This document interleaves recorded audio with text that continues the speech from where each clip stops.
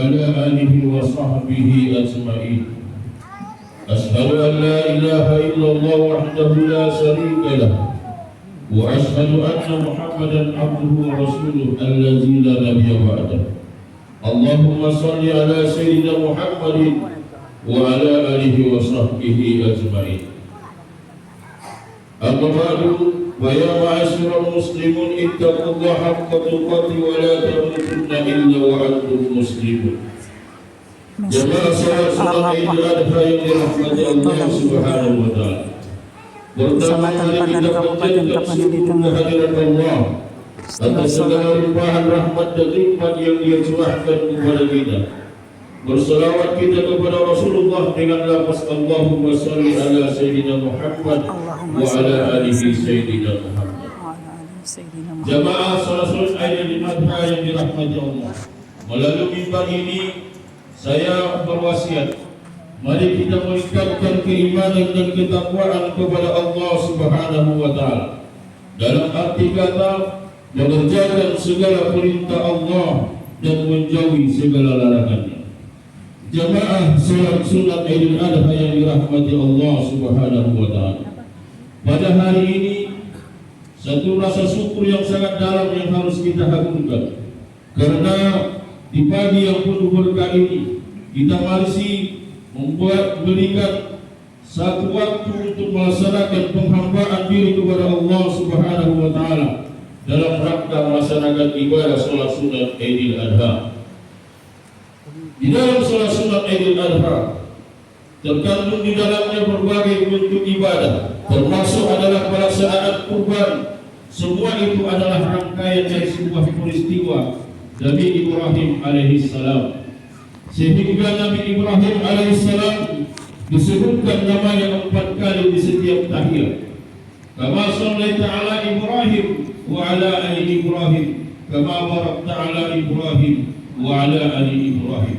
Tidak hanya Nabi Ibrahim yang disebutkan, tetapi juga Nabi Ibrahim alaihissalam. Kenapa sebenarnya Nabi Ibrahim alaihissalam menjadi sebuah nama Nabi yang sangat diagungkan, yang menjadi Khalilullah kekasih Allah Subhanahu wa taala? Karena Nabi Ibrahim alaihissalam salah satu nabi yang menghadapi berbagai ujian dan cobaan yang begitu banyak yang dia hadapi, sehingga ujian yang diberikan oleh Allah kepada Nabi Ibrahim alaihissalam dapat dia hadapi dengan menegakkan tauhid kepada Allah Subhanahu wa taala. Mulai dari ujian seorang ayah yang durhaka, tetapi dia berkata lemah lembut kepada ayahnya. Ujian daripada keluarga, di mana anak yang ingin disembelih. Kemudian ujian dari penguasa yang dia ingin dibakar, mungkin dihabiskan dari permukaan. Tetapi Allah memberikan hak kuasanya sehingga Nabi Ibrahim alaihissalam dapat dikenal dalam setiap nilai ibadah kita, termasuk nilai ibadah ini. Jemaah salat sunat Idul Adha yang dirahmati Allah Subhanahu wa taala. Apa makna yang kita ambil dalam kisah Nabi Ibrahim alaihissalam? Bahwasanya Nabi Ibrahim yang menjadi Khalilullah kekasih Allah, yang ibadahnya yang begitu banyak kepada Allah Subhanahu wa taala, yang tak putus tetapi tetap diberikan ujian oleh Allah Subhanahu wa taala.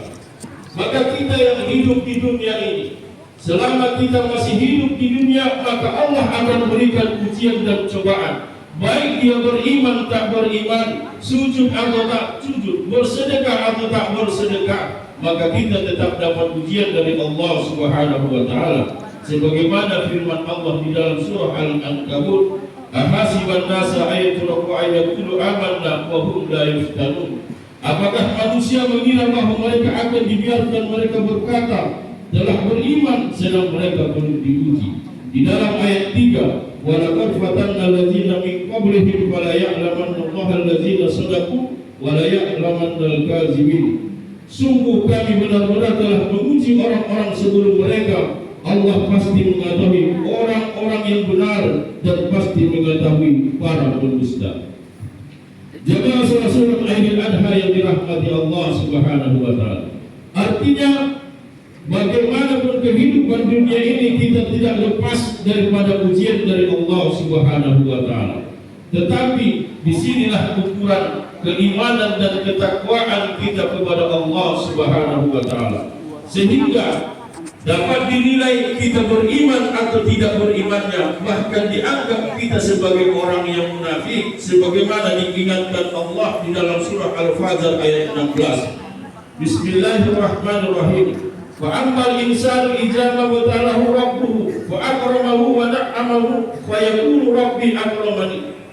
Adapun manusia, apabila Tuhan memujinya lalu menengkannya dan memberinya kenikmatan, berkatalah dia, Tuhanku telah memuliakanku. Lalu disambung dengan ayat, wa amma ijaba wadalahu faqadara alaihi rizqahu fa yaqulu rabbi ahanani. Sementara itu, apabila dia memujinya lalu membatasi rezekinya, berkatalah dia, Tuhanku telah menghinakanku. Jamaah salat sunat Idul Adha dirahmati Allah Subhanahu wa taala. Ketika Allah memberikan nikmat kepada kita, lancar rezeki kita, kemudian karir kita meningkat, tidak ada yang susah, anak baik-baik. Tapi ketika Allah ambil rezeki kita lalu kita katakan Tuhan telah menghinakanku, maka disinilah disangka orang-orang yang nabi yang jauh dari rahmat Allah Subhanahu wa taala. Artinya apa? Dia tidak lepas dari ujian Allah Subhanahu wa taala. Jamaah salat Idul Adha yang dirahmati Allah Subhanahu wa taala. Oleh karena itu, kita sebagai manusia, ketika kita telah jauh dari Allah Subhanahu wa taala, lalu kita berharap sesuatu yang kita inginkan diberikan Allah Subhanahu wa taala.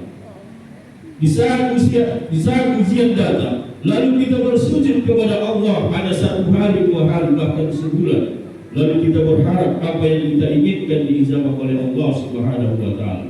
Sedangkan para khalilullah, kekasih Allah, puluhan tahun mereka menghadapkan ujian. Ibrahim alaihissalam sampai 95 tahun dia berdoa kepada Allah meminta anak yang soleh, sedangkan dia adalah khalilullah, tetapi dia sabar dalam menghadap ridha Allah Subhanahu wa taala. Apalagi kita manusia yang jauh, yang sangat dekat dengan kemaksiatan, yang banyak berbuat dosa, berharap doa ini cepat dikabulkan oleh Allah Subhanahu wa taala. Pada akhirnya nantinya dalam usia dan ujian yang diberikan Allah Subhanahu wa taala, di akhir ujian Allah dan kesabaran kita akan diberikan oleh Allah Subhanahu wa taala balasan yang sangat memberikan harapan kita. Ibrahim mengharapkan anak puluhan tahun, dari kesabarannya diberikan anak 2 yang menjadi nabi dan rasul. Kemudian dia sabar dalam menghadapi api sehingga Allah selamatkan dari api itu, sehingga diabadikan dalam setiap ibadah kita, termasuk di Idul Adha yang diberkati Allah Subhanahu wa taala. Mudah-mudahan khutbah yang singkat ini menambah keimanan dan ketakwaan kita kepada Allah Subhanahu wa taala. Aqulu qul hadza wa astaghfiruhu innahu huwal ghafurur rahim.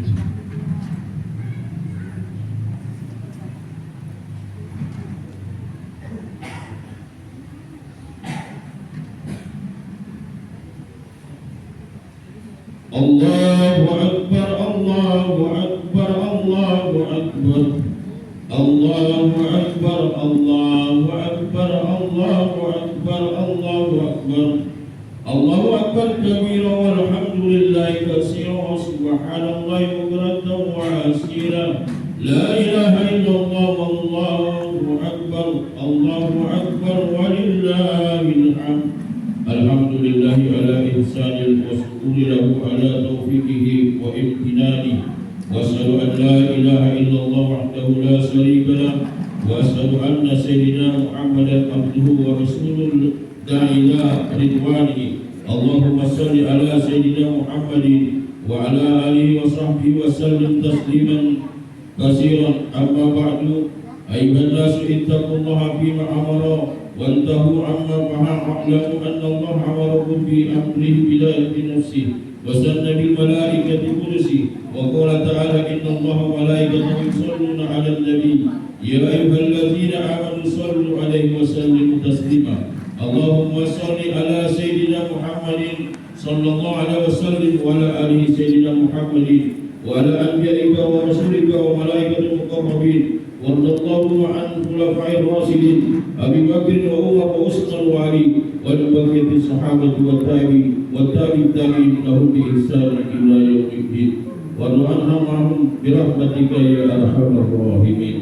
اللهم اغفر للمسلمين والمسلمات والمؤمنين والمؤمنات الاحياء منهم والاموات برحمتك يا ارحم الراحمين. ربنا اتنا في الدنيا حسنه وفي الآخرة حسنة وقنا عذاب النار.